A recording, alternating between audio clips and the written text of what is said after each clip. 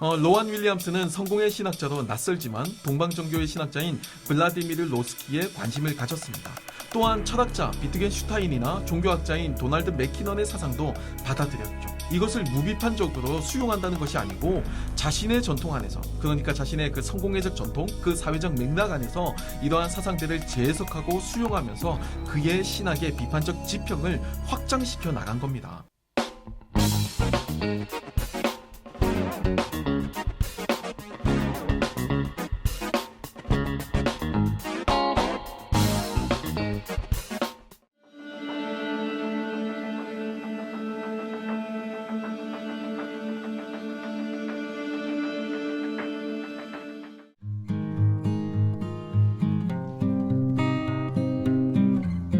여러분들은 삶을 어떻게 생각하시나요?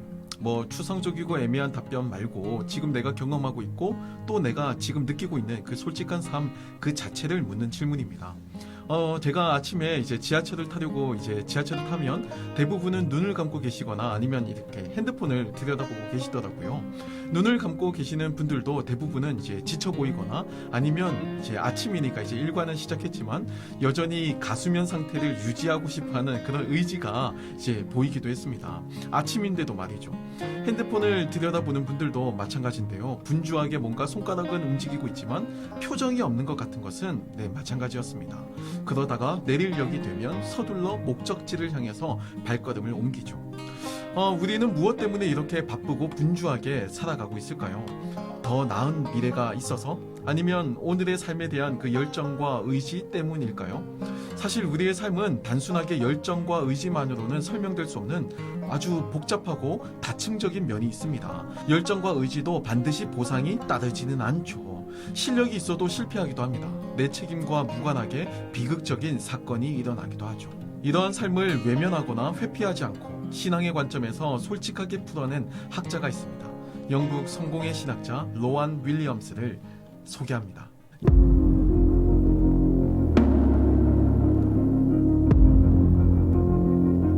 영국 성공회를 대표하는 캔터베리 대주교를 역임했고 또 케임브리지에서 활발한 저술과 강연 활동을 이어가는 신학자 로안 윌리엄스는 1950년 웨일즈 스완지에서 태어납니다. 그의 대중적인 저술은 매우 친근해서 한국에서도 이제 성공의 대표적인 출판사죠. 비아 출판사를 통해서 여러 권이 소개가 되었지만 학문적인 저술은 상당히 난해합니다. 쉬운 내용인데도 어렵게 표현되어 있기도 한데 이것은 그의 신학이 굉장히 다양하고 또 다채롭기 때문입니다. 특히 그는 다양한 철학적이고 또 신학적 사상의 영향을 받았는데요. 그 대표적인 인물이 바로 비트겐슈타인과 또 도널드 맥키넌 그리고 블라디미르 로스키죠. 흥미로운 것은 그의 박사학위 논문이 정교회 신학자인 이 블라디미르 로스키에 관한 주제였다는 겁니다. 그는 정교회에 대해서 강한 매력을 느꼈지만 성공회에 남기로 했고 이 윌리엄스의 박사과정 지도교수였던 도널드 알친의 조언에 따라서 성공의 모습을 가진 정교회로 남기로 작정합니다. 그의 신학의 핵심적인 주제를 몇 가지 키워드로 살펴보면 공동체적 삶과 활동으로서의 신학, 그리고 부정의 방법과 케노시스적 삶, 마지막으로 비극적 상상력으로 이렇게 압축되어 소개될 수 있죠.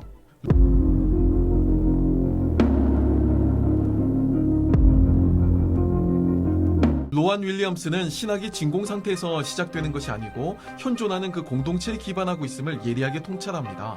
이것은 비트겐슈타인의 영향이라고 할 수가 있는데요.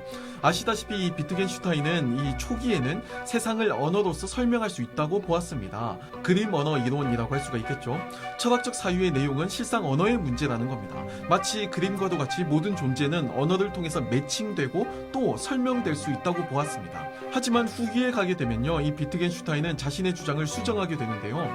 이 세상은 언어를 통해서 모두 다 설명되지 않고 또 중요한 것은 그 언어가 사용되는 그 공동체, 그 언어가 통용되는 그 공동체만의 문법, 용도, 규칙이 더 중요하다는 겁니다. 이걸 게임 이론이라고도 하는데요. 언어가 통용되기 위해서는 그 공동체의 그 언어적 규칙, 즉 문법이 중요하다는 거예요.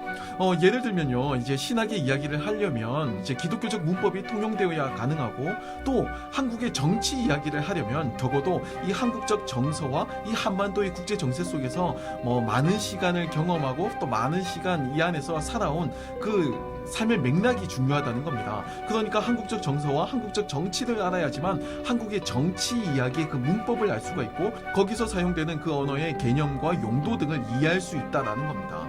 한국의 정치를 멀리 오세아니아 지역의 사람들에게 아무리 그 개념을, 그 내용을 설명한다고 하더라도 그 개념과 내용이 다르게 전달되고 이해가 될 수 있다는 거예요. 이러한 비트겐슈타인의 언어에 대한 통찰은 언어 철학, 특히 언어 분석 철학에도 큰 영향을 미치게 됩니다. 로완 윌리엄스도 마찬가지였습니다. 신학은 갑자기 허공에서 뚝 떨어진 것이 아니고 신학의 내용에 대한 이해가 겹겹이 쌓인 그 환경의 영향 안에서 자리하고 있다는 겁니다.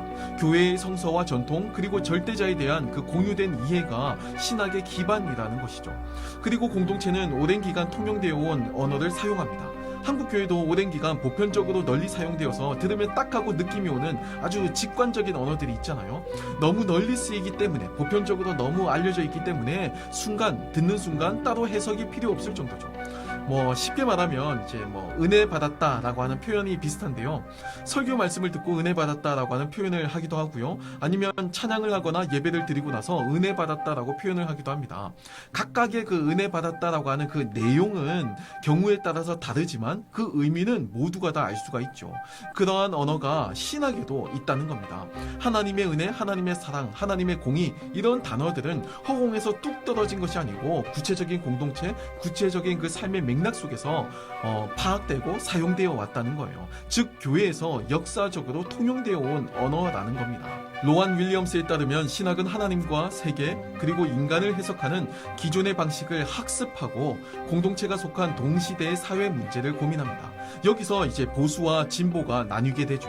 보수적인 입장은 기존의 방식을 유지하려고 하죠. 그리고 적극적으로 지키려고 하지만 진보적인 입장에서는 동시대의 사회 문제에 조금 더 관심을 가집니다. 적극적으로 그 사회 문제를 도입하고 개입하고 또 그래서 고민하고 또 바꾸려고 시도하죠. 중요한 것은 신학이 기존 방식에 대한 학습과 함께 동시대에 대한 사회 문제로부터 분리되지 않는다는 겁니다. 기존의 과거의 전통의 영향도 받고 또 현재 살아가는 삶의 맥락에서도 여러 가지 사회 문제 속에서도 영향을 받고 있다는 거예요. 그 사회적 맥락과 상황 안에서 이 신학이라는 것이 태동한다는 겁니다.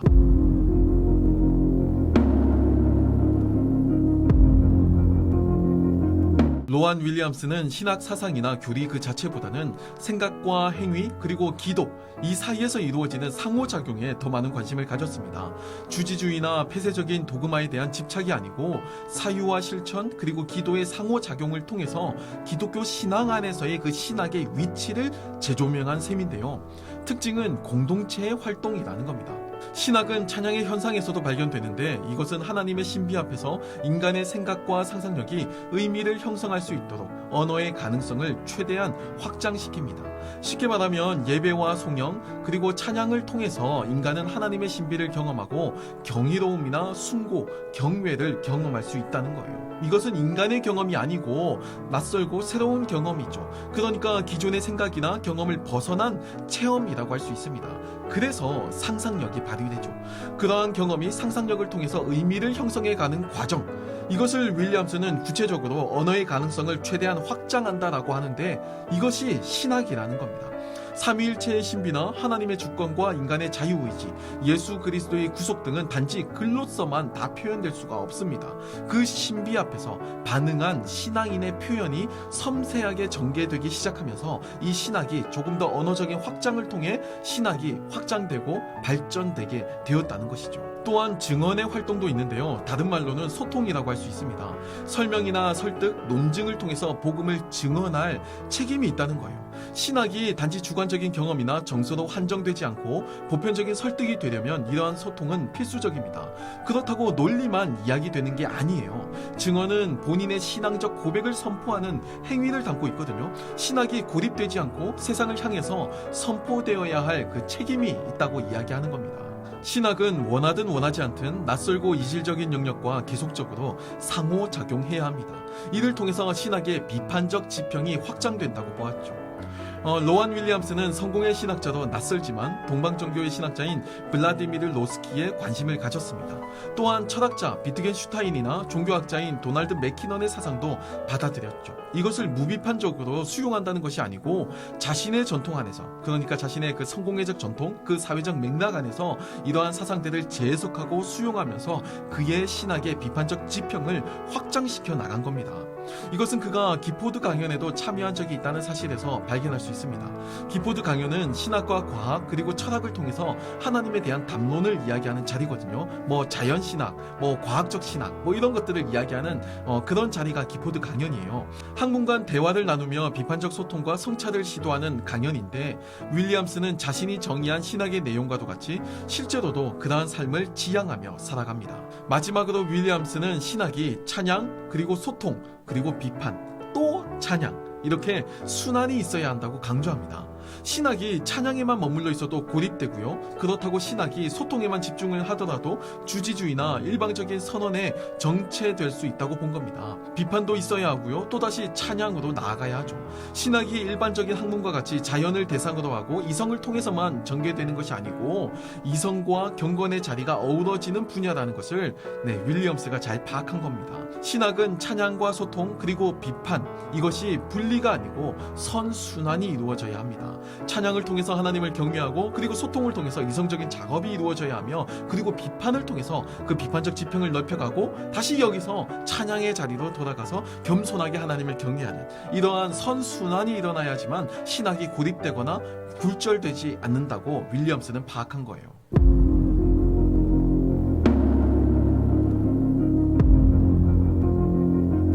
로안 윌리엄스는 비트겐슈타인의 철학적 전제와 도널드 맥키넌의 사유에서 영향을 받아 신학에서 비극의 역할을 재조명합니다. 그는 물론 신학이 비극에 대한 절망감에 사로잡혀서 그 방향성을 잃어서는 안 된다고 보고, 또한 비극을 수용하는 것을 비극을 소비하는 것과 분명하게 구분합니다. 비극은 비극 그 자체로서 당사자가 충분히 소화할 수 있도록 해야 하고요. 또 지극히 주관적이고 개인적인 경험이자 해석의 과정입니다. 이를 성급한 결론으로서 다그치거나 몰아치거나, 아니면 개인의 비극을 공동체 이익을 위해서 그 어떤 당위적인 목적이라고 할지라도 소비하는 것, 이런 행태들은 모두가 다 우리가 조심해야 할 그런 부분이라고 할 수가 있을 겁니다. 안타까운 현실을 볼 때마다 저는 목사이지만 하나님께 깊은, 이렇게 표현해도 될지 모르겠어요, 실망감을 느낍니다. 그건 제 속마음이고요, 제 솔직한 표현입니다. 실망감을 느끼지만 그럼에도 저는 하나님을 신뢰하고 하나님께 여전히 기도합니다.